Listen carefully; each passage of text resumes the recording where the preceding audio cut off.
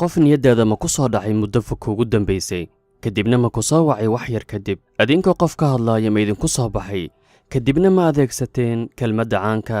dhegta isqaba haddaan kaa hadlaynay waxa uu qofku go'aansada samayntooda muxuu u xaqiijiyaa ugu dambayn waa maxay qaanuunka soo jiidashada siday arrimahan u dhacaan assalaamu calaykum waraxmatullaahi wabarakaatu waa cumar maanta waxaan ka hadlaynaa waxa lagu magacaabo qaanuunka soo jiidashada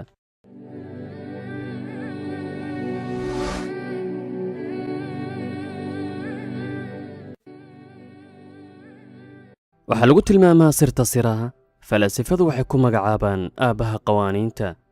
qaanuunka soo jiidashada carabi ahaan qaanuunuljadb englishna law of attraction waxay leeyihiin wax walba waad xaqiijin kartaa adduunkan tusaalooyinka ayaad si fiican ugu fahmi doontaa qaanuunkan wuxuu leeyahay qofka waxa uu niyadda gashada inuu sameeyo hadduu rabo yuusan dadaal badan bixinne ugu dambayn wuu gaaraa wuuna xaqiijiyaa arrinkaas duruufaha adduunka iyo asbaab badan ayaa kuu sii jiidi in aad gaarta xaqiijinta waxa aad rabto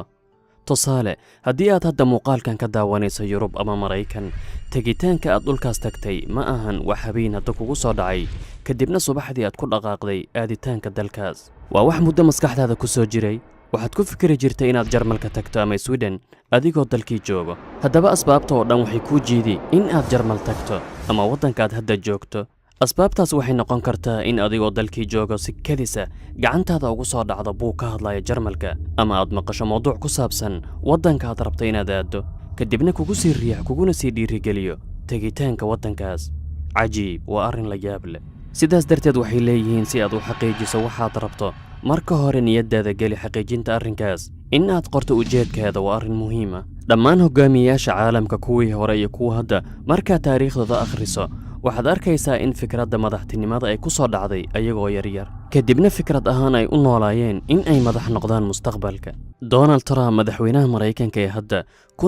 1988 waraysi lala yeeshay wuxuu ku sheegay in waddamada khaliijka ay balaayiin lacaga haystaan uu rajaynayeen inuu lacagtaas ka soo qaado xilligaas wuxuu ahaa nin shirinta dumarka lagu yaqaano keliya oo aan akhlaaq siyaasadeed lahayn nin qaniya oo faasiqa oo aanan akhlaaq hogaamiye lahayn cidna isma lahayn maalin ayuu madaxweyne noqon doonaa markii uu Hillary Clinton la tartamayay dadka adduunka oo dhan waxay qiyaasayeen in 99% Clinton soo bixi doonto guulaysan doontana laakiin arrinkaas ma dhicin haddaba ujeedkeena ka hadalka Trump waa soo haraynta malaayiin lacaga oo ka imaaday khaliijka oo ahayd ujeedkiisu ku dhowaad 30 sano ka hor wax yar aan daawanno waraysi 1988 lala yeeshay Donald Trump Kuwait, they live like kings. The poorest person in Kuwait, they live like kings. And yet they're not paying. We make it possible for them to sell their oil. Why aren't they paying us 25% of what they're making? It's a joke. markuu ka soo laabtay khaliijka wuxuu twitterkiisa ku soo qoray in uu soo xareeyay balaayiin lacaga taasoo ah xaqiijinta ujeedkiisii 30 sano ka hor qaanuunkan wuxuu leeyahay waxa aad noloshaada xaqiijiso waa waxa maskaxdaada ka guuxo kuna fikirto waqtigaada oo dhan ilaahay bini'aadamka wuxuu siiyey awoodo badan oo wax kasta uu ku xaqiijin karo waxaa kugu filan fahanka qaanuunkan xadiithul qudsi ah in ilaahay uu yahay addoonkiisa wax uu ka fisho haddii aad ilaahay mar walba ka filata khayr iyo wanaag waad heli haddii aad ka filato wax xun iyo shar asbaab shar kugu dhex riddo ayaad ku duldhici noloshaadana waxay ku wareegaan mareegta sharta iyo kufitaanka niyaddaada ma ku soo dhaxay qof kadibna ma ku soo wacay wax yar kadib ma isweydiisay hebel talow xaguu ku dambeeyey qof muddo fog kuugu dambaysay kadibna war ma ka heshay wax yar kadib sidoo kale inkastoo arrimahaasi la hadda culimmada ay la'yihiin sababta keenayso in laba qof oo kala fog dhinaca maskaxda ku wada xidhiiraan haddana waxaa lagu magacaabaa qaanuunka wadahadalka maskaxda iyo sidoo kale qaanuunka soo jiidashada cumar ibnulkhataab radiallaahu canhu madiine isagoo jooga khudbaynayana ayuu si kadisaa u yidhi yaa saariya aljabal iska ilaali dhinaca buurta ciidanka uu la hadlayo ama ninka lagu magacaabo saariya binu xisn bil intii loo socdo ayuu u jiray dadkii masjidka ayaa khudbadii kadib weydiiyey sababtuu hadalkaasu yidhi wuxuu ku jawaabay alfaaruuq waxaa niyaddeeda ku soo dhacay in muslimiinta la riixay ama dhinac buurta looga imaaday kadib soo laabashada saariya wuxuu sheegay in uu maqlay ama niyaddiisa ka guuxday hadalka ah aljabal dhallinyarada aan saaxiibadana ayaa waxaa ka mid ahaa wiil mar kasta ku fikiri jiray in uu u hijroodo maraykan ama kanada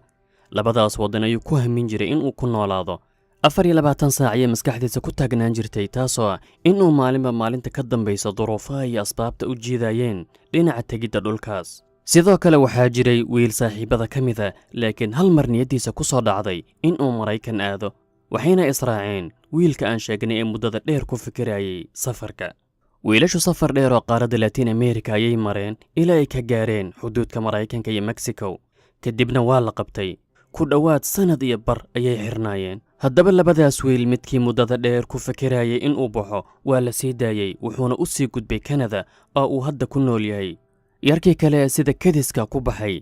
Muqdisho ayaa lagu celiyey. arrinkan 2 sano ee la soo dhaafay ayuu dhacay. wiilka dambe waxaan hubaa inuu u baxay, waa la baxay adna bax, halka kan hore uu arrinku u ahaa ujeed uu u nool yahay inuu xaqiijiyo, wuuna gaaray.